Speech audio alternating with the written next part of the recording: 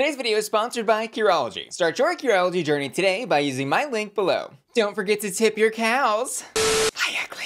It's me, SE Queen, and welcome back to Hot or Hot. And oh my god, I missed you so much. And mommy's so sorry for leaving you all alone for so long with that horrible mustache, Jeffrey Dahmer glasses looking twink in all my videos, and I had to kick him to the curb. Anyways, today's the big day. We'll be reviewing the premiere of RuPaul's Drag Race UK vs. the World Series 2. Our queens were challenged to perform prepared original numbers in the Queen's Variety Show, and the runway category was for Queen and Country, looks representing each queen's home country. So we'll be going queen by queen to break all that down, as well as taking a look at some of our queens' reactions to their placements they posted online this week. And in the order they performed in the variety show, first up, Choriza, who kicks everything off with an original track where she's welcoming the listeners to El Infierno. And for those of you in our audience who aren't bilingual, that means welcome to hell. And she is in this number appropriately dressed as a purple devil and has several different reveals throughout the performance. Starts off in a big trench coat and goes all the way down to a pink full bodysuit that has flames all over it. And I'll say the energy of this track was what impressed me the most. I think a big issue in her performance though was an over-reliance on the track being so good. But when you strip that back and look at what she's doing on the stage, there just wasn't a lot of choreography happening. It was kind of walking back and forth, reveal, reveal, reveal. So all things considered, I was happy this wasn't a standard I'm gonna snatch the crown type of bitch track. And I'd say the entire package of what she delivered is definitely deserving of a very safe. And over on the runway, she's giving us a little Britannia for our nerves. And Miss Britannia is a very famous statue in Britain who is the physical representation of the country, not to be confused with the Encyclopedia Britannica. And when you look at what Choriza's done on the runway in comparison with this image from Wikipedia, we see she has stayed really true to Miss Britannia's look. She's got the helmet, we've got the shield and the trident. And truly, I think she made this stone gray color look really chic. I do have mixed feelings though about the use of color in this look, because on one hand, I do like that she made it her own with the red cape and repeater badge attached to it. But on the other hand, I'm thinking how much more of a slave this could have been had she gone full black and white, even with her body and face makeup, a la Detox at that Drag Race finale thing. You know the look. Overall though, this look is solid, rock solid.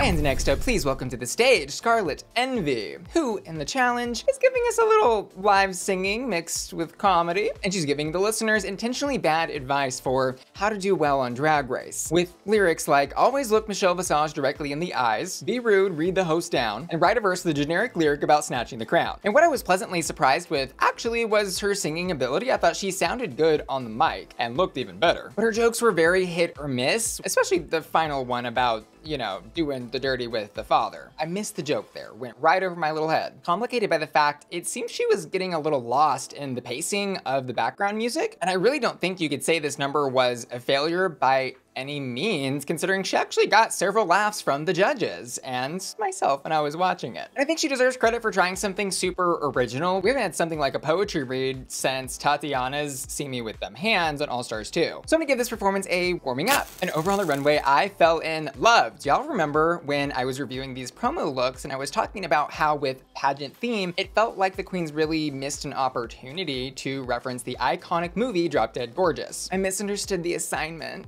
But as it turns out, probably nobody did that because Scarlet did that here on this runway. And this Scarlet completely understood the assignment here. I think she nailed the head on picking an iconic landmark that screams United States, Mount Rushmore. And I love how this piece of American history was tied into the pop culture reference of the movie. Plus, she's very much made this her own, even putting her catchphrase on the back of it where it says, "Am I the drama? That's my girl, my all-American sweetheart." This look is hot. Drop Dead Gorgeous, by the way, is a mandatory viewing. So if you're somewhere in the LGBTQIA2+ umbrella and you haven't seen this, honey, you have some work to do. Go do your homework. But first, I've got some exciting news to share. I'm in love with my skin. And that's thanks to the sponsor of today's video, Curology. In fact, Curology's 3-step skincare routine has been keeping my skin consistently clear for 2 years now. And I couldn't be more in love with the results. Here's how it works. First, I wash my face with Curology's Acne Cleanser, formulated with benzoyl peroxide to treat and help prevent acne. Effective, but gentle enough for everyday use. Then I apply my custom formula, prescribed to me by a Curology dermatology provider. This is the secret sauce that keeps my skin free of breakouts, clogged pores, and blackheads. Finally, I applied the Curology Rich Moisturizer with hyaluronic acid and shea butter. And what's crazy is I used to dread doing skincare, but Curology's made me fall in love with both the results and the process. And I mean, how could I not? Look at the way my skin looks after doing my routine in these 3 different parts of my house with different lightings. She's in her skincare era, mama.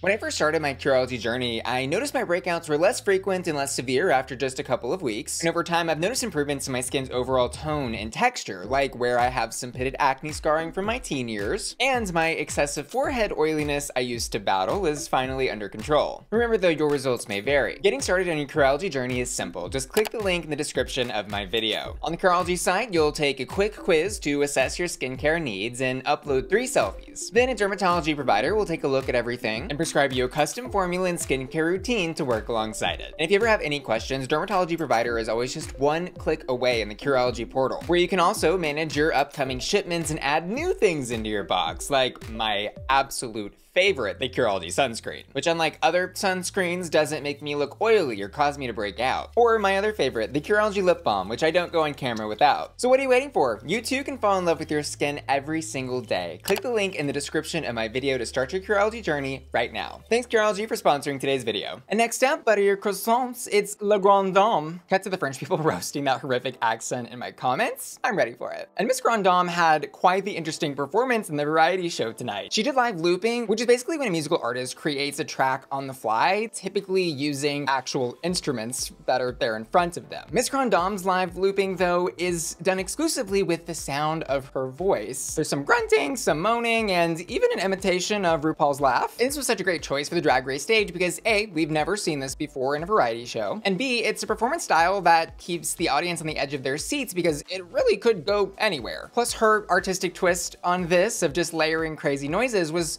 really the perfect thing to do for something like Drag Race because it typically is the so stupid it's funny type of things that get RuPaul going and can really get somebody a win. This was a Grande hot. And if you were looking for a non-Drag Race example of this, I could point you towards Mark Riboulet and Miss Tosh Sultana. And hopping over to her runway, we have her wearing a giant frog being impaled by the Eiffel Tower, which she says is serving French stupidity. And I of course recognize the Eiffel Tower being a symbol of France, but the frog thing I had to look up. Apparently the British call the French frogs because they eat frogs. Like that, I guess, was something that people did in the 15, 16, 1700s was they just called you whatever you eat, which means y'all are free to call me a sausage because I can't get enough. This look is incredibly cool, artistic, fashion forward, and campy and stupid, and it really is just encapsulating, I think, everything that makes good drag good drag. Plus the details when you zoom in on this look are insane. I love the X'd out frog eyes and the fact that she is both wearing part of the frog and also puppeteering its limbs with like clear fishing line. And honestly, I was gooped and gagged that she in a confessional was telling us she felt like this was her taking a risk because the only thing I could think is, wow, what a slay. This look is, how do you say,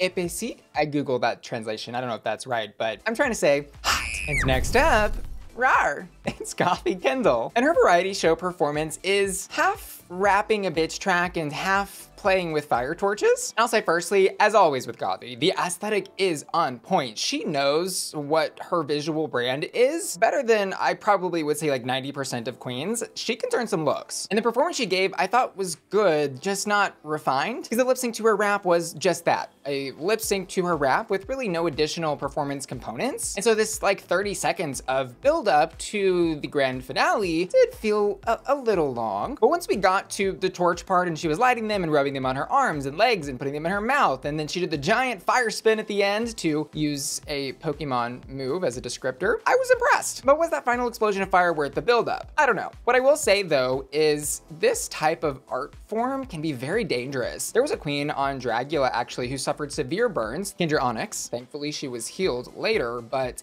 that was one of her talents. And you know, there's real risks here. Improving this performance I don't think would have been very difficult. I think she really just needed to tie in the 2 very separate parts of what was happening. And as if she were rapping while playing with the fire torches, I think the sell would have been a lot easier. So at the beginning, kind of a rot, and the ending being very hot, we'll settle with warming up here. And over on the runway, she's giving us a little gender F take on the Royal British Guard. She's completed this iconic guard uniform with a deconstructed Union Jack flag as a cape and train. And I love that this look was immediately recognizable as having the Gothy Kendall aesthetic stamp on it. Cinched waist, crazy crazy proportions, a little and of course always fashionable. And we've seen a take on the Royal Guard, I don't know, probably in every season of Drag Race UK so far. And I'm honestly kind of wondering if the network isn't telling them to make sure it's included at some point during the season at this point.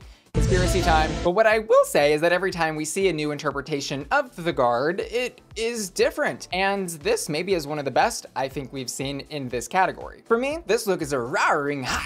And next up, my new favorite season, Marina Summers. And her performance is to an original track about feeling like a very powerful Filipino. And I'll just say it, Tia Kofi was right. This was one of the best variety show performances I think that's ever been on a Drag Race stage. And it is strange, I think, that I'm finding myself saying that considering it is yet another lip-synced original track. However, what really set Marina's performance apart from all the rest was, for me, primarily the choreography. Like, the girl can dance, and she's got the muscles in her legs to prove it. The bitch's body looks good, and the outfit, gorgeous. Plus, she added in a unique for Drag Race talent of flag spinning about halfway through. This is a performer. I am sold. I want to buy tickets. I will be front row. Ms. Marina didn't just eat, girl. She feasted. She went back to the buffet table for seconds, thirds, fourths, fifths, and she left no crumbs. She ate so hard she put herself in a food coma, and the other girls were starved. She left them nothing. This was hot. And over on the runway, she is wearing some traditional Filipino garb, accessorized with a giant basket on her back that's carrying rice in homage to the literal millions of rice farmers in the Philippines. And not only were the patterns in the fabric she used to construct this actual armored-esque kind of look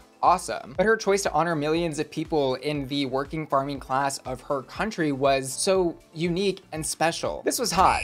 And oh, I know why she's carrying all that rice. It's to feed the girls that she left starved after her performance. Next up, where's your K? It's your K. Call your K, there's your K. It's Keta Minaj, who in the variety show tonight truly puts the variety in variety show. This complete insanity started off with like lip syncing to a spoken word about maybe a loose interpretation of her being Alice in Wonderland, where she's kind of running around like a demon and playing with all the different props, and there's crazy mushrooms everywhere. And this then shifts into a rapping bitch track. Where's your K? Who's your K? She's your K. Say yay to your K. Special K. Lots of Ks. And she finishes everything off with a gymnast routine around the middle mushroom, I guess that would be, where she's spinning, spinning, spinning, and then drops into a little leg kick. And this truly was a wild ride from start to finish, and I think a fun peek into the creative mind that is Keta Minaj. And it really was the unpredictability and chaos of it all that kept me entertained. So I'm gonna give this a and over on the runway, she is serving us an immediately recognizable icon of the Dutch peoples, a milkmaid. Why don't you come around and milk me sometime, bro? And this look is very pretty, soft, and elegant. I love that blue applique throughout the dress, and how she's taken that classic silhouette and added a little bit of pop. Plus the goop and the gag here, girl, she has the element of surprise down, is that this look reveals into a second completely different and unrelated to the milkmaid thing, but related to her heritage look. Because she is both Dutch and Indonesian, she wanted to find a way to honor both those parts of her heritage. And for as cute and sweet the first look is, the second is just that much severe and sultry. These looks were hot. And next up, Mayhem Miller, who in the challenge attempts to give us a guided meditation with the little jar ring rubbing. I don't know what's called those. Intertwined with some comedy like never trust a fart, and ending with an uplifting message of you're beautiful. And the setup of what I just described actually sounds like a pretty entertaining variety show performance, and certainly an original one. But, girl, she slipped, she fell, she dropped the ball. Because she wasn't not 10 seconds into her performance before she started giggling at what she was saying and then forgetting her words. Just like she forgot her words on the All Stars 5 variety show performance. Girl, that intersaboteur is coming for her. And I get it, performance anxiety can be really, really rough. But it's just shocking, I think, to see this happen to a professional performer, not just once, but twice on the biggest drag stage in the world. And the crazier goop and gag of it all, as I think it was Tia points out in a confessional, she could have said anything. She literally could have said poo poo pee pee as she rubbed the stick around those jars, and RuPaul would have been screaming in laughter. And we'll take a look at her reaction online to the episode at the end of the video, but this I'm going to give a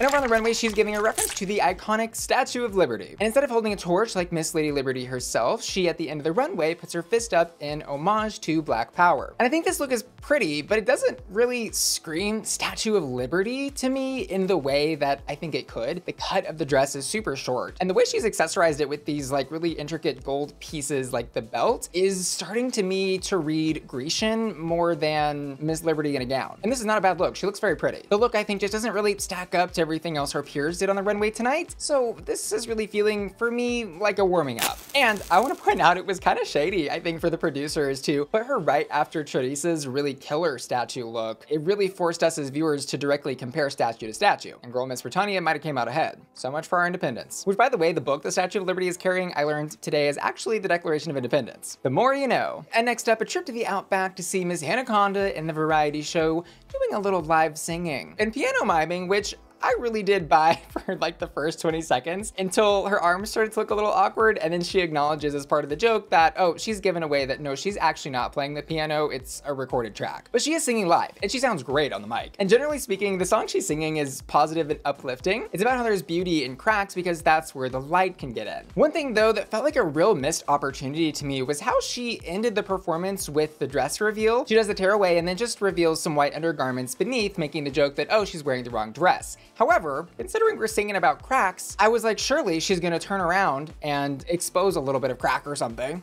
Say crack again. But that really is just me being hypercritical because she had a great singing voice, gave a great performance, has amazing stage presence, and did a great job of balancing actual talent with some self-aware humor. This was hot. And over on the runway, she is giving us a reference to Priscilla, Queen of the Desert. This is a look that Miss Priscilla wears in the movie, in this Australian film. And yes, Priscilla, Queen of the Desert, if you haven't seen it, is also a mandatory viewing. Y'all, 30's hitting hard. I'm starting to feel like the old gays that just scream about Cher and Madonna. And this outfit ties into Australia, not just in the Priscilla look, but also in that it is a frilled lizard reference. And she has like a working collar that drops down and up. And I actually didn't even know this was a real animal. Like, I Googled it. This looks like it came out of Jurassic Park and it's about to spit venom. Plus, the third and final tie to her home country is that she actually has mural art on these frills, collars, whatever, painted by a First Nations artist of Australia, which more generally is all in homage and appreciation of the people who were in Australia first before the colonizers. On Instagram, she wrote about this look, "The Aboriginal and Torres Strait Islander people are the longest living culture in the world. It was and always will be the Aboriginal land. Shout out to Paul McCann Art for his art in the costume." And this look is cool on multiple levels, but it's especially cool to see someone using the Drag Race platform for social advocacy and a little bit of political protest when she turns around and reveals the word treaty that's been painted on the back of the frills. And this idea of a treaty is more of a complicated topic to talk about, and I have put some links in the description of this video you can check out if you'd like to learn more. But the basic idea here is that a treaty between the Australian government and the First Nations people of Australia is a necessary step both in recognizing the autonomy of the First Nations people and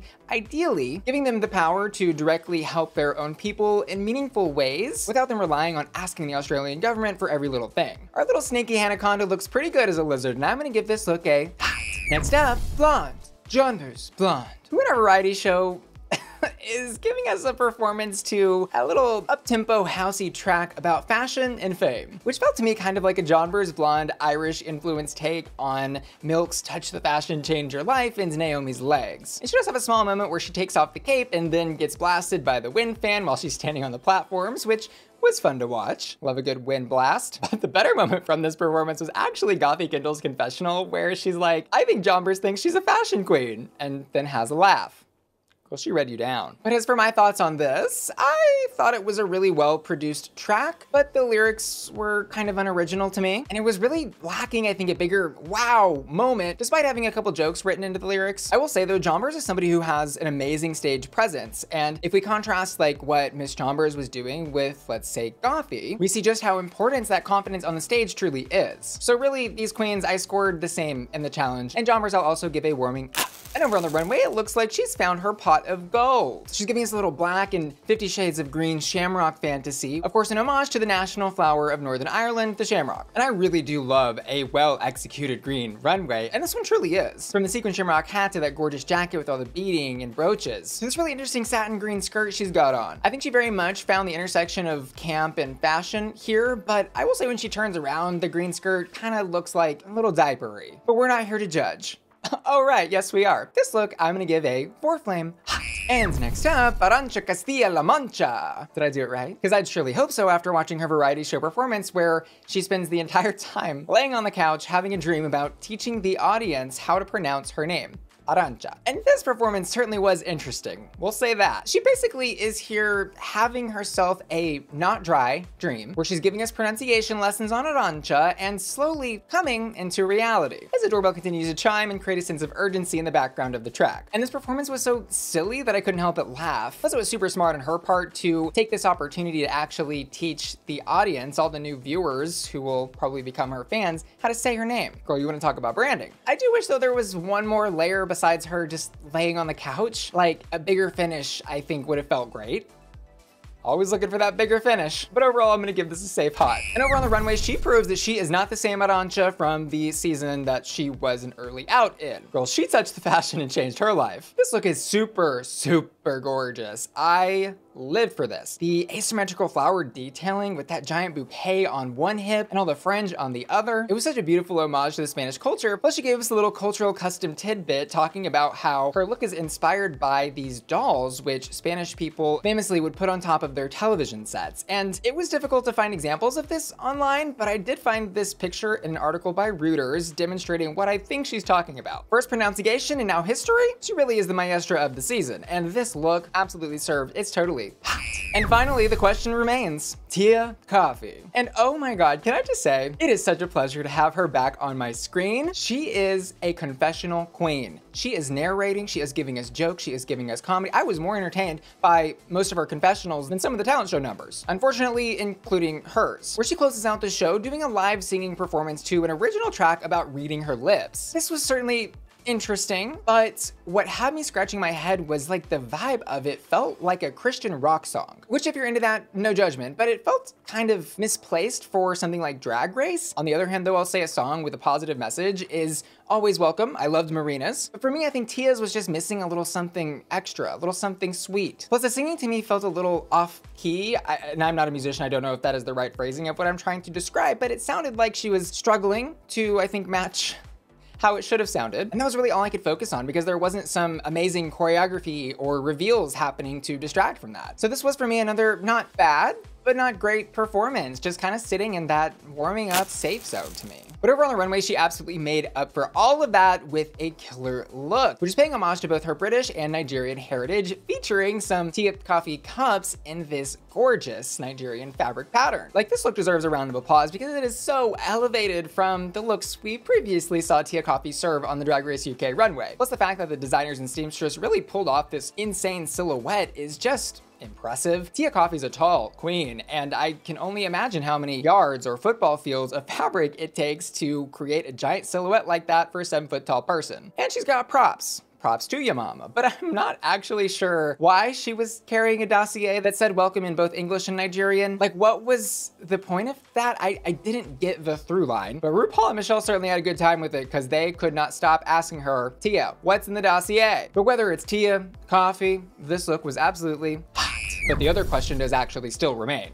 What's in the dossier? And concerning my final thoughts on this episode, all things considered, I think this variety show felt a little weaker in the larger Drag Race catalog of variety shows. But I do wonder if that's not just because I'm growing a little tired of them, considering every season now opens with them, and the majority of the performances we see in them are a form of lip sync to an original track. And I do like the variety shows, but this standing on the stage and meandering and lip syncing to your track, I don't think is going to cut it in the seasons of the future. The queens have got to be bringing those extra layers of insane choreography or special talents like flame torches and flag spinning. I will say though, I think we should absolutely applaud and give flowers to the queens who really stepped out and tried something different tonight. Even Mayhem, who did miss a huge opportunity, but at least tried something different. But variety show aside, the runways in this episode were killer. To me, they made the entire episode worth watching and got me so stoked for the rest of the season. These queens brought the looks. And concerning placements, the bottom two ends up being Gothy and Mayhem Miller, which Mayhem, yes, was an obvious choice there, but Gothy's position there on the bottom, I think it had been traded out for a number of queens tonight who were really just kind of in that warming up safe zone, like Jonbers, Scarlet, and Tia. But RuPaul's choice to put her there did feel more like an actual critique on her not having the same amount of confidence and stage presence that the other queens had in their performances. And since Drag Race UK versus the World rules are in full effect, the queens will be eliminating themselves via lipsticks this season, and we do see in the Untucked segment Miss Mayhem Miller doing a little bit of campaigning to our top two of the episode episode, Marina Summers and La Grande, which by the way, I don't even think there's another choice for a top placement. Those two were a cut above the rest here. But I was very tickled with Mayhem sitting down in front of Marina